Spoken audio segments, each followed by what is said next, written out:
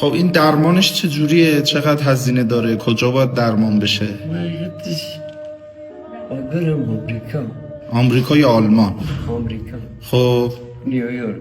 نیویورک. این دکترات از من گرفته، اونجا باید درمان میشم. خب چقدر هزینهشه؟ از زینه درمانش دکترم که رابط من و اروپاییه گفت اولوش 5 میلیارد هزینه میشه. 5 میلیارد. آره کم میشه، صفر میشه اینا مثلا. اونا شلتر میشه. آره میگن که به گلبول قرمز دم اثر کرده، اینجا تو آزمایشا معلوم میشه. دیگه گفت الان باید پیوند مغز استخوان بزنیم. درست میشه اگه پیوند مغزوس. نه سرایت نمیکنه اصلا. دیگه جنسشون چیه؟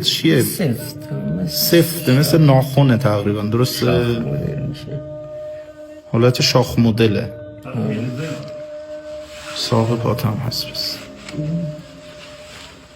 نرسیم بزم یکی از انگشتاتو کندی کلا؟ یه انگشت کوچیکه رو خودت کندی؟ چی دارش؟ نه بابا با سیمچین؟